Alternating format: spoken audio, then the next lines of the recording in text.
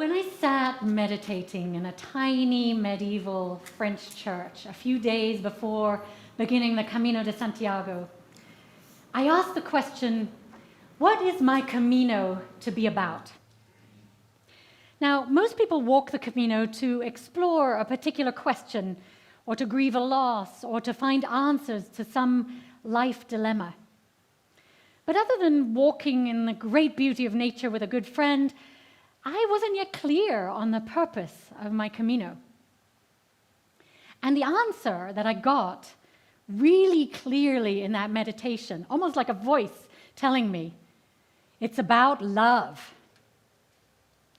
Yeah, I thought, all of life is about love. I already know that. I preach about it all the time, right? But what does it actually mean that my Camino is going to be about love? I was intrigued, but I let it go for now. The spiritual teacher and philosopher Ram Dass said, "You are loved just for being who you are, just for existing. You don't have to do anything to earn it. No one can take this love away from you, and it will always be there." Really? Just for existing, you're loved? Well, I guess that was one of the lessons about love that I needed to learn alone on my Camino. That love is everywhere. It doesn't necessarily come from the people you expect it from. It doesn't come because you've worked hard for it, or because you're good enough, or you're lovable enough. It doesn't come because you find someone to tell you that you're worthy of love. And it doesn't just come in an intimate relationship. Rather, love is everywhere if we open our hearts to it. And that's why we just sang about opening our hearts. It's in the forest. It's in the wind. It rides on ocean currents, right, Dave? It's in bird song. It's in the rain, as well as in beautiful rays of the sun. It appears from complete strangers as well as friends and family. It's there if we open our hearts to it. It's there when we least deserve it or work for it. It's there if we allow ourselves to be vulnerable in the face of fear, of suffering, and difficulty. The love umbrella that our children's story told us about is ready to shelter us whenever we need it, if we open to it and are willing to stand underneath it. And I guess I really seemingly needed to learn that lesson experientially, because one of my greatest fears had been being completely alone in life, and that I was not inherently lovable. So as you may remember, our great Unitarian forefather, Ralph Waldo Emerson, said in his Harvard Divinity School address of 1838 that the true preacher can be known by this: life passed through the fire of thought. So here's another episode in my life, passed through the fire of thought, experience, and much reflection. So those of you who heard last week's sermon on the Black Madonna may remember that the day before, my friend Hillary and I were to fly to Portugal at 6 a.m. to begin walking the Camino de Santiago. Her mother-in-law passed away very suddenly, and she had to return to the States that day, immediately. So all of a sudden, on the eve of this epic journey, I was left with the prospect of going it alone. And like so many of my plans that changed on a dime during my sabbatical, I quickly had to adapt and figure out how to proceed. But I won't lie, we were both devastated by this turn of events, as we'd really been looking forward to this spiritual pilgrimage together. So I quickly tried to regroup, but felt completely discombobulated, and I didn't really feel ready to head off on this pilgrimage alone the next day. Luckily, I remembered that Michael had some high school friends who who lived about 30 minutes outside of Porto, where I was flying to. And so I contacted his friends, Marty and Kim, who may be here online with us today, to have a place where I might regroup for that night. And they generously, unbelievably, offered to pick me up at the airport at 7 a.m. the next day. Isn't that amazing? And there began my experience of the kindness of strangers. Having moved to Portugal from Alaska only a few months before, Marty and Kim helped orient me to this new country where I didn't speak the language and I knew no one.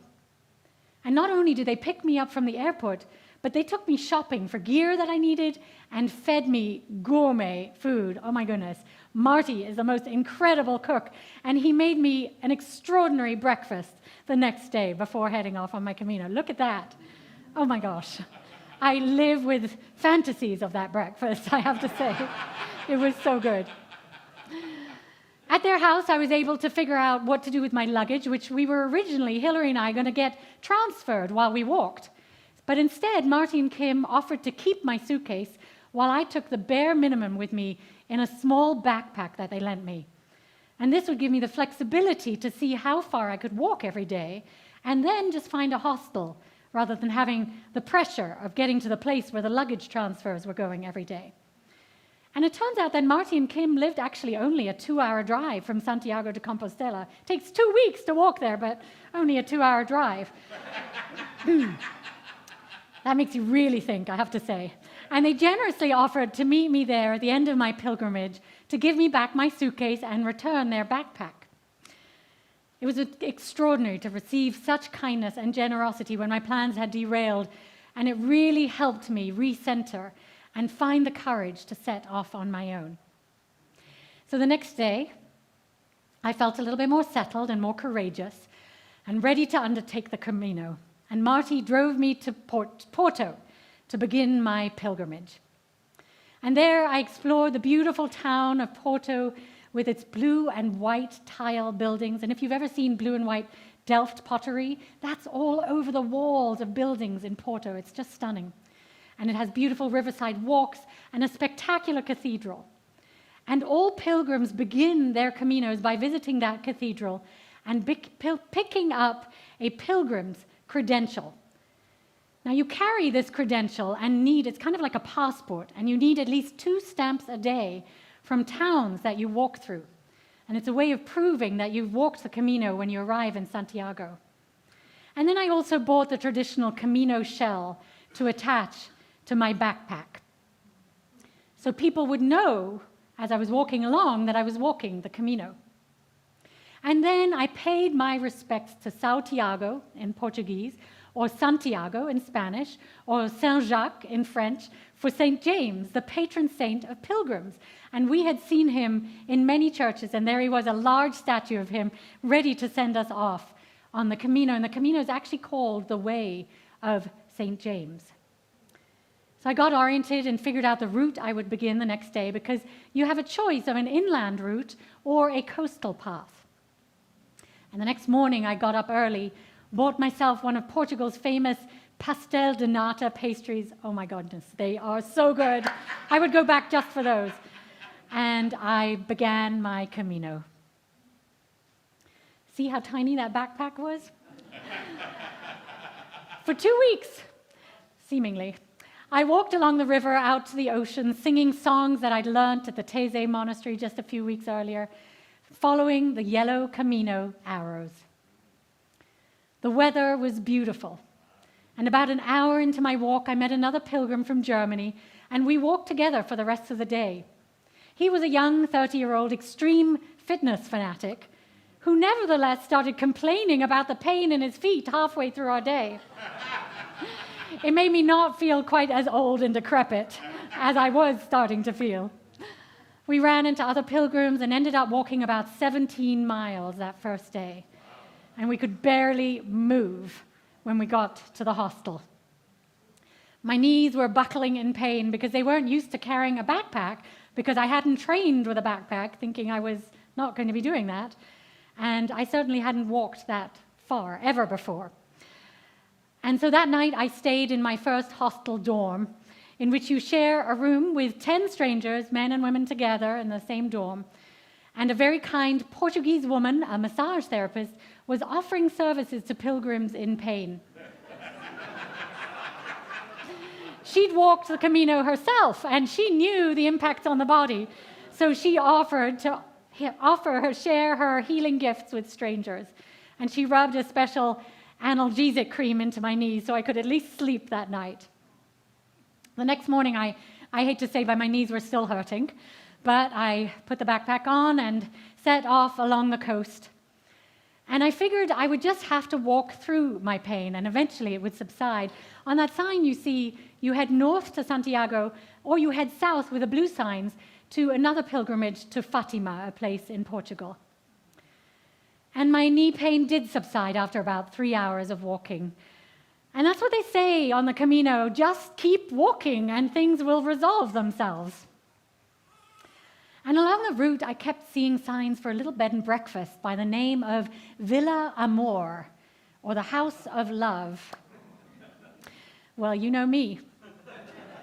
I had to go and stay there that night, right? They were advertising themselves as a good bridging place to stay between the coastal and the inland route, and I wanted to head inland, so I called ahead and booked there for the second night. And getting to Villa Amor, I was warmly greeted by Pedro and Sandra and fed unbelievably delicious food and some port wine. There's Pedro and Sandra, who might also be online, I don't know. They too had walked the Camino several times and wanted to offer excellent hospitality to kind and tired pilgrims.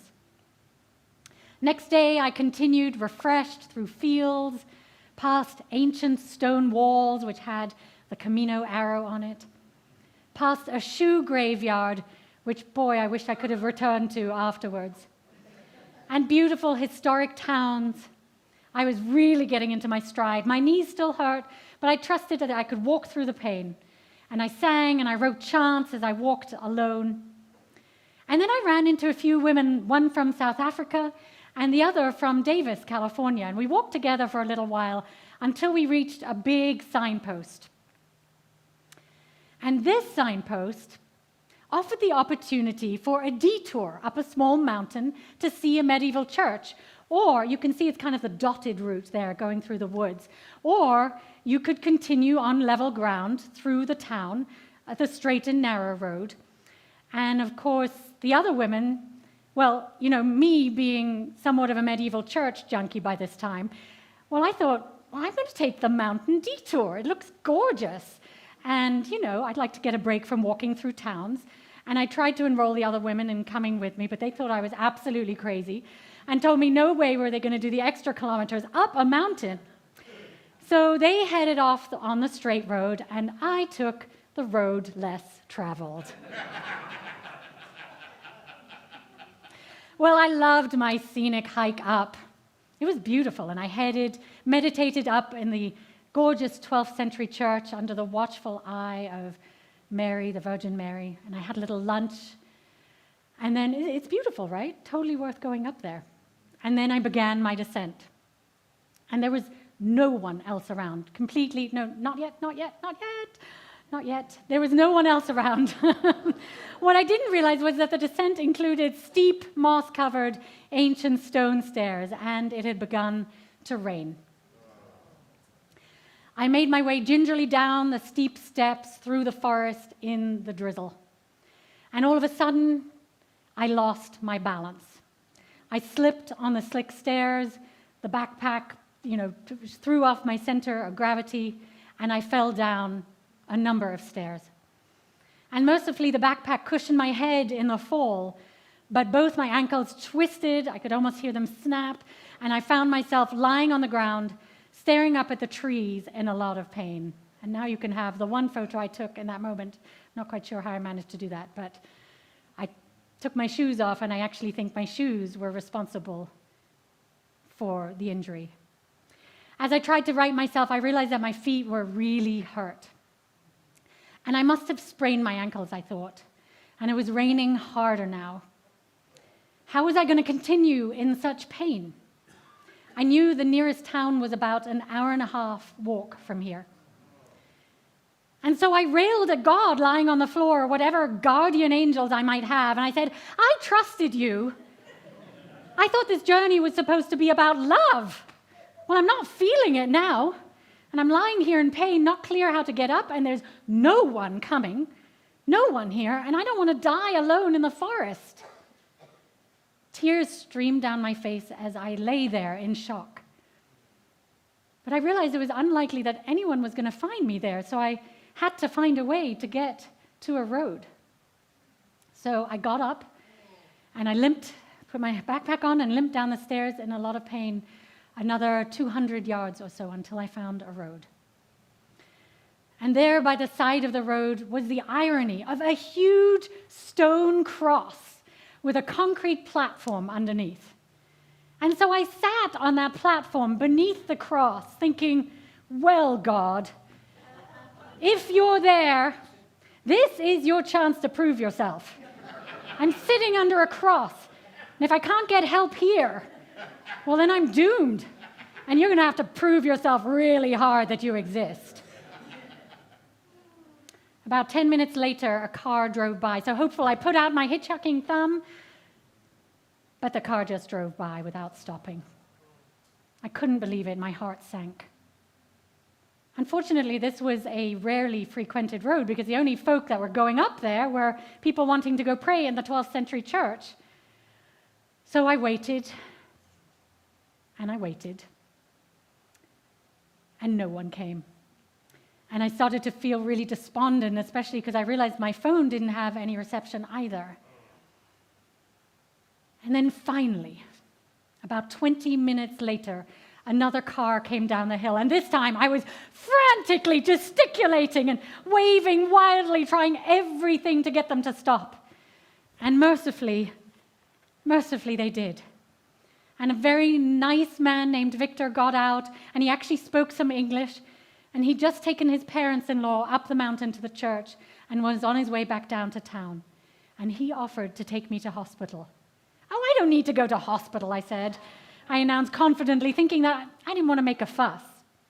I'm taking you to hospital, he announced firmly. And not only did he take me down into Barcelos to the nearest public hospital, but he checked me in and he gave me his number to be in touch in case I needed anything else and helped translate for me, and I was so grateful. So there I was in a Portuguese public hospital waiting to get x-rays as my feet swelled up. That was just the beginning. And when the doctor summoned me in, he announced gravely that I'd broken my right fibula and fractured a small bone in my left foot, and I'd likely also sprained both ankles and maybe torn the ligaments. So they swiftly put my right foot in a cast and began injecting me with blood thinners. And he warned me I'd have to do daily self-injections of blood thinners from there on, since I'd need to be immobile for a few weeks. And those of you who've had to do that know how much fun that is. What? I thought I can't be immobile? I can't not move. How am I going to manage all by myself with no feet? I have nowhere to go, and I have no one here to help me. And then I remembered that by another miracle, Hilary was actually coming back to Portugal that evening after attending her mother-in-law's funeral to continue her Camino with me. We texted earlier that day from the 12th century church while she was on a layover in Frankfurt, and I told her how beautiful it all was and that I couldn't wait to continue the pilgrimage with her. And then when she landed in Porto a few hours later, she was greeted by frantic texts saying, I've broken my feet, take an Uber straight to the hospital in Barcelos. And it wasn't quite what she was expecting after a long flight across the world to begin her Camino. Lying in the hospital hallway for hours while I waited for Hilary's arrival, I realized we had no place to stay that night. And then I thought about my lovely friends from the night before at Villa Amor. Surely the house of love would help us. So I called Pedro, and I told him I'd broken both my feet after I left that morning, and I asked if he'd be willing to pick us up, and he drove half an hour without hesitation and took us back to Villa Amor. Now, I couldn't put weight on either foot, so they carried me in. And Hillary, as many of you know, never beaten by a problem, found an office chair with wheels that we could wheel from the bed to the bathroom and back. And so we stayed there for 2 nights. And then we went back to Marty and Kim's for 2 more nights as we figured out next steps, or should I say next moves. It was such a stroke of grace that Hillary had returned just at that moment. But of course, she'd come back all that way, and I wanted her to have the experience of walking the Camino. So she headed off, and although I hadn't been on social media all sabbatical, I posted on the UU Ministers Facebook page about this unfortunate turn of events. And someone tagged a minister colleague of mine who lives in Portugal. And Reverend Amy Beltane called me and told me she'd been caring for her elderly father for the last year with Parkinson's and dementia, and that he had died just 2 weeks before. And as a result, she had a wheelchair, a walker, a hospital bed, and a shower chair available. Wow. Right? And she said she'd be happy to host me for as long as I needed to get back on my feet. And not only that, but she and her husband, Hawthorne, offered to drive 7 hours one way to come and pick me up, carry me into their car, and then drive me 7 hours back down to the Algarve. Wow. Extraordinary, right? I mean, if I didn't believe in miracles before, I do now, I have to say. I couldn't believe it. Talk about the kindness of strangers and love appearing from nowhere. This meant that Hillary would be able to walk the Camino with no worries, and I'd have a chance to recover before flying home. And what is more, I gave her my Camino shell to bring her better luck than me. And what is more, Hawthorne is a gourmet chef and loved cooking fantastic meals for us. And they also knew a physical therapist who would come to the house, and they even took me to doctors and local hospitals. And then check out how my beautiful feet looked when they sawed my cast off after 2 weeks before I got my boot. I stayed with these complete strangers who were the embodiment of kindness, hospitality, and love for almost 3 weeks. Now, who invites complete strangers, let alone people they know, to stay with them for 3 weeks? And they nursed me back to health with their humor and their meals and their kindness. And I went from 2 weeks in a wheelchair to tentative steps with a walker to getting around on crutches. And just wait, I have an accessibility sermon coming down the pipe for you all. Because boy, did I learn life from a different perspective. And then I was finally able, once I was on crutches, finally mobile enough to be able to navigate airports and undertake the long flights home.